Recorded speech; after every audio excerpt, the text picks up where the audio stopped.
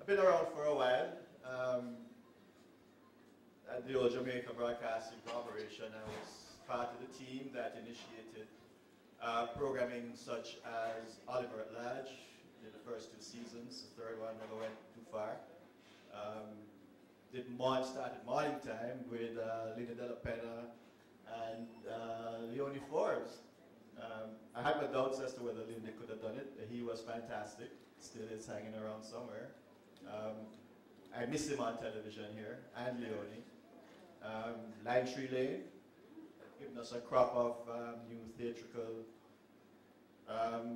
performers. You know, I had the pleasure of doing a few music videos. One of my favorite was one called Guilty,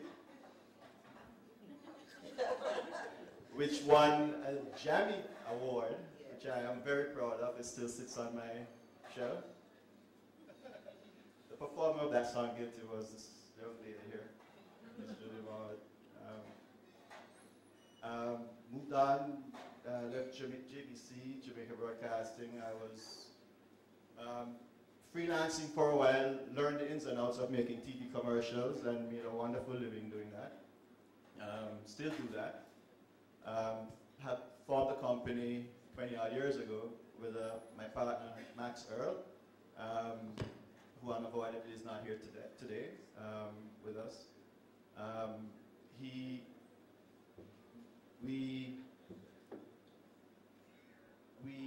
did a series, a travel series. We initiated a travel series which has been emulated by a lot of other production companies throughout the Caribbean, called Island Style, which we are hoping to revamp and rewind and come again with.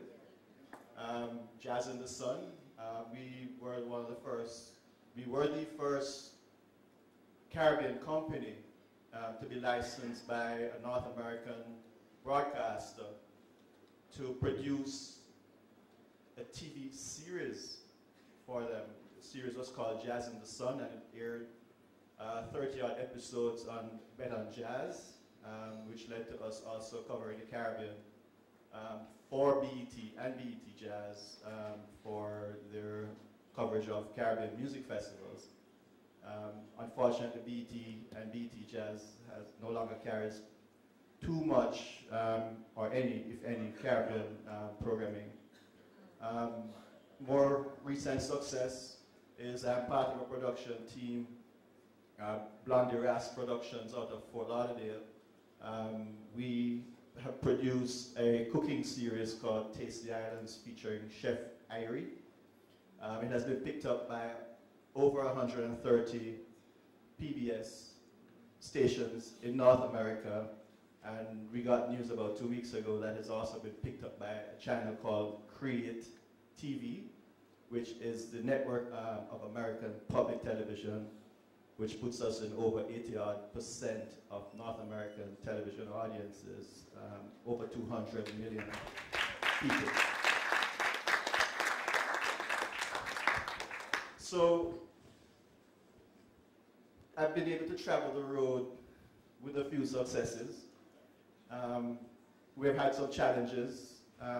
Being creative minds, we have gone out there and produced what we like to do. We've gone out there, we've done what we like to do, which is to point the camera, make up stories, and produce and deliver, and hopefully, you know, entertain people.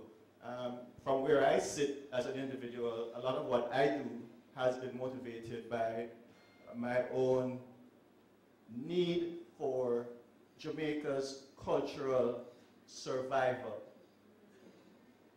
I was one of those who plugged in the satellite dish at 5 to 9 South Oden Avenue how many years ago when the then government took it from Richard Lake.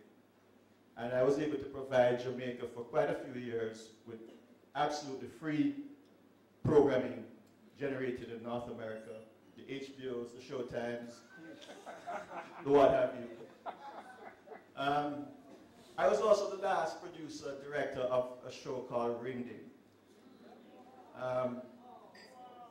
Yeah, it ended because, for 2 reasons. I didn't like what I saw the youngsters coming into the studio to do anymore, and Louise got sick. Jamaica did not afford Louise Bennett's and her husband's health care. Her husband, being a Canadian, was able to get free health care in Canada, so they had to migrate. That was one of the saddest times of my life. And I married that to plugging in the cable and satellite dish and introducing Jamaica, the Jamaica television audience to satellite television, because I think that was the beginning of our downfall and the disappearance and the watering down, I should say, of our culture as Jamaicans. The reason why a lot of us as Jamaicans are able to go on the international stage and do what we do, or do what is done so well by people like Miss Mowat sitting here, by people like Jimmy Cliff, like Bob Marley, etc. Because they had the confidence, because they knew who they were. Okay? As Jamaicans, we know who we are. Okay? And we can only do that because we have a history. We know where we are coming from. We know where we came from. We know where we are in this world today. Right? And we have lost that. The people who are going out there today are living on what was done back then. This generation that is coming up now, the youngsters, are being fed a culture which is blended and mixed with an external culture. Okay? You know, I've got some of the awards for being a Caribbean man and for putting the tourism out there with Island Style and some other things. And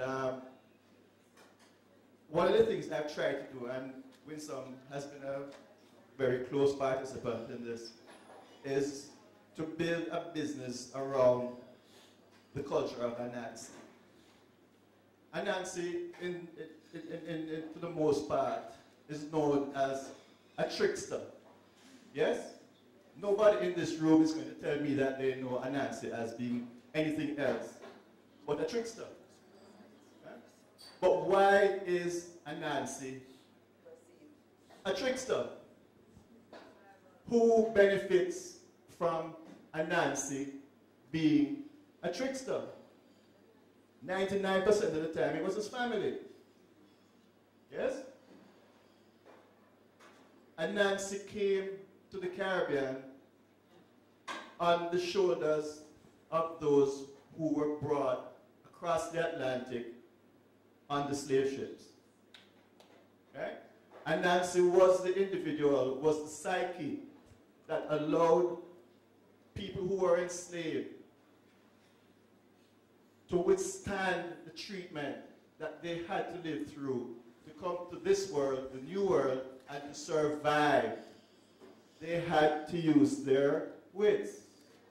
Anansi is the psyche in the human being that allows people to be smart, to overcome adversity. Okay? As a member of the creative world who is trying to retain our culture, one of my struggles has been to finance the making of Anansi. Anansi is something that resides in the mind. It is not something, it's not a chair. I do not have, well, I do have cost inputs. You can do your cost and profit analysis of Anansi just like you can a chair. Unfortunately, it's difficult to plant the image of Anansi in a financier's mind rather than a chair. You see? So it's hard for that business to develop.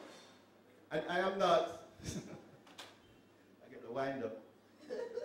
So I'm, a long story short, from where I sit, yes, there are ways to be successful in doing the business that I have been a part of for over 40 years, right? There are also challenges because as a creative person, it is difficult for me to make the transition to being a businessman.